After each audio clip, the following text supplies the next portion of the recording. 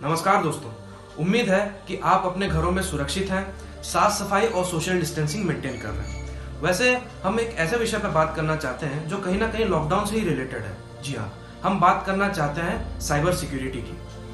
दिन भर लगभग पूरा समय हम इंटरनेट पे बिताते हैं, चाहे वो मोबाइल फ़ोन हो, हमारा लैपटॉप हो या हमारा पर्सनल कंप्यूटर हो। जाने अनजाने में हम कुछ ऐसे वेबसाइट्स या ऐसे एप्लीकेशंस को यूज़ करते हैं जिससे हमारा निजी डेटा या हमारे पैसे खतरों में पड़ सकते हैं। इंटरनेट के माध्यम से होने वाले इन्हीं अपराधों को हम साइबर क्राइम कहते हैं। साइबर क्राइम अलग अलग प्रकार के होते हैं, इनसे बचने के भी अलग अलग प्रकार के उपाय होते हैं। चलिए इन साइबर क्राइम्स को हम डिटेल में जानते हैं। Let's begin. नमस्कार। तो चलिए नज़र डालते हैं सबसे पहले प्रकार के साइबर क्राइम के ऊपर, जो है हैकिंग एंड फ्रॉड्स। अगर साधारण शब्दों में कहा जाए तो हैकिंग एक तकनीकी खतरा है। हैकिंग के द्वारा साइबर क्रिमिनल्स किसी भी व्यक्ति के प्राइवेट डाटा को एक्सेस करके उसी के खिलाफ धमकाते हैं। हैकिंग कानूनन जुर्म है और इसे करने वाले व्यक्ति को कड़ी से कड़ी सज़ा हो सकती है। वैसे तो हैकिंग एंड फ्रॉड्स कई प्रकार के होते हैं, पर चलिए जानते हैं उन हैकिंग एंड फ्रॉड्स के बारे में जो सबसे ज़्यादा पाए जाते हैं और जानते हैं उनसे कैसे बच सकते हैं। पहला, सोशल अकाउंट हैक्स। इसमें हैकर आपकी सोशल मीडिया अकाउंट पे अटैक करके आपके private chats and private media जो आप शेयर किए हैं उसको चुरा के आपको आप ही के खिलाफ धमकाता है। तो इससे बचने के लिए आपको 2 स्टेप वेरिफिकेशन ऑन करना है और अपना आईडी पासवर्ड किसी को भी नहीं देना है। और ध्यान रखें, किसी भी अनऑथराइज्ड वेबसाइट पर अकाउंट क्रिएट ना करें। दूसरा, mobile and PC media hacks. इसमें हैकर आपकी मोबाइल को एक्सेस करके आपकी मोबाइल या कंप्यूटर की पर्सनल चीज़ों को एक्सेस कर लेता है। इससे बचने के लिए कृपया किसी भी सॉफ्टवेयर को ऑथराइज्ड ऐप या ऑथराइज्ड वेबसाइट पे ही डाउनलोड करें, जैसे कि गूगल प्ले स्टोर या माइक्रोसॉफ्ट स्टोर।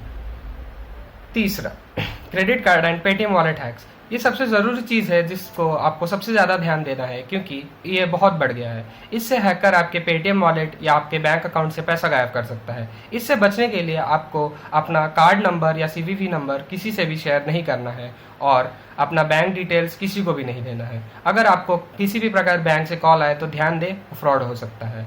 तो किसी भी कॉल को उठाने से पहले उसे जांच लें और अपना बैंक डिटेल्स किसी को भी ना दें। धन्यवाद। तो अब हम जानते हैं स्पैमिंग के बारे में।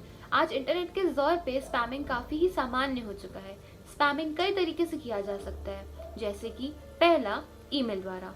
यहाँ बहुत से लोग आपका ईमेल एड्रेस पता करके आपको बेकार के मेल बार बार भेजते हैं। आप इन मेल्स को रिपोर्ट कर सकते हैं ताकि ये मेल आपको दोबारा कभी ना आए। दूसरा, इंस्टेंट मैसेजिंग। यहाँ बहुत सी कंपनियां आपका नंबर पता करके आपको अपने बेकार के मैसेजेस भेज के अपनी स्कीम के बारे में बताती हैं। आपको इन मैसेजेस का रिप्लाई करने की कोई ज़रूरत नहीं है और इस नंबर को तुरंत ब्लॉक करें। तीसरा, social networking spamming. Twitter, Facebook जैसे सोशल मीडिया ऐप्स भी स्पैमिंग से नहीं बच पाए हैं।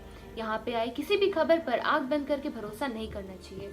आजकल कुछ लोग तो ये भी करते हैं कि आपके दोस्तों और आपके परिवार वालों की आईडी हैक करके आपको बेकार के गलत मैसेजेस भेजते हैं। अगर आपको कभी भी ये आईडी दिखे तो इन्हें तुरंत रिपोर्ट करें ताकि और किसी को या आपको किसी तरह की परेशानी ना झेलनी पड़े। धन्यवाद। नमस्कार। आज मैं आप सभी के साथ फ़िशिंग जैसे साइबर अटैक के बारे में कुछ बताना चाहूँगी, जिसमें हमारे पर्सनल डिटेल्स इन्फॉर्मेशन जैसे कि हमारा user ID, password, credit card account details जैसे इंपॉर्टेंट इन्फॉर्मेशन रिवील हो जाते हैं by any trustworthy entity in disguise. तो अगर हमें साइबर अटैक इस तरीके के साइबर अटैक से बचना है तो कुछ चीज़ों का ध्यान रखना होगा। कोई भी गिवन URL या वेबसाइट लिंक पे हमें क्लिक करने से पहले उसे अच्छे से जांचना परखना चाहिए और जांचे परखे बगैर अपनी पर्सनल इन्फॉर्मेशन शेयर नहीं करनी है। कोई भी नॉन सोर्स से अगर हमें कोई ईमेल आए तो क्रॉस वेरिफिकेशन किए बगैर हमें अपनी इन्फॉर्मेशन शेयर नहीं करनी है। अगर इन छोटी छोटी चीज़ों का आप लोग भी ध्यान रखें तो फ़िशिंग जैसे साइबर अटैक से ज़रूर बच सकते हैं। Be alert, be safe, take care. Thank you.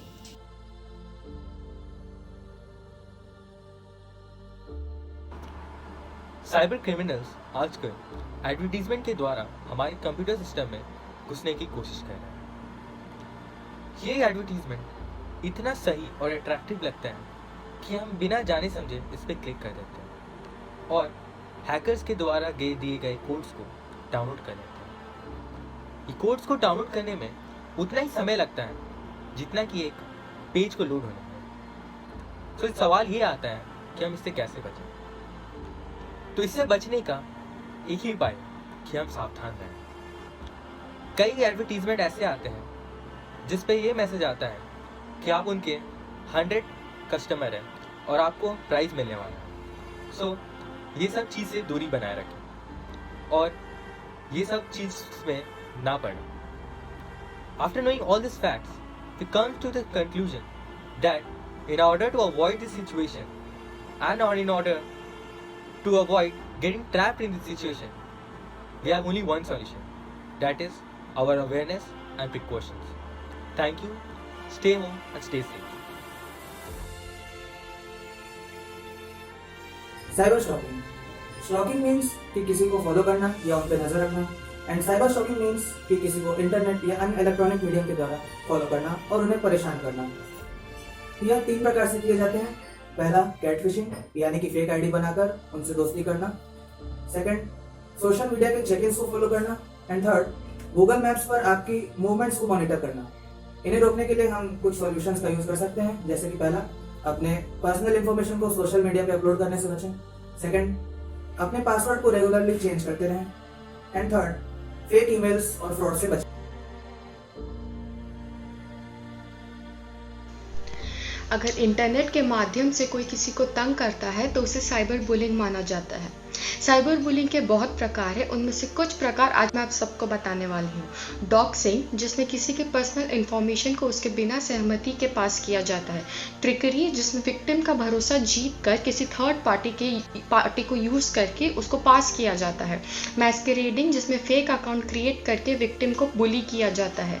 फ्रेपिंग, जिसमें दूसरे अकाउंट से बुरी चीजें पोस्ट किए जाते हैं। ट्रोलिंग, जिसमें विक्टिम का मजाक उड़ाया जाता है। साइबर बुलिंग को रोकने के बहुत तरीके हैं। अपने से किसी बड़े से बात करें, अपनी प्रॉब्लम शेयर करें, अपने फ्रेंड्स को बताएं, और साइबर बुलिंग से इफेक्ट ना होना ही साइबर बुलिंग को ख़त्म कर सकता है और उसके खिलाफ आवाज़ उठाकर हम उसे रोक भी सकते हैं। अब आप जान चुके हैं कि साइबर क्राइम क्या होता है और किस किस प्रकार का होता है, तो ये जानना बहुत ज़रूरी हो जाता है कि ये एक प्रकार का क्राइम है और इसके लिए हमारी गवर्नमेंट ने एक विशेष संस्था स्थापित की है जिसे हम साइबर क्राइम सेल के नाम से भी जानते हैं। अगर आप किसी भी प्रकार से इसके शिकार होते हैं तो आप ये वेबसाइट पर जाके या फिर ये टोल फ्री नंबर पर कॉल कर सकते हैं। बस खाली एक बात का ध्यान रहे कि आप जो भी जानकारी दें वो एकदम सही और सटीक हो।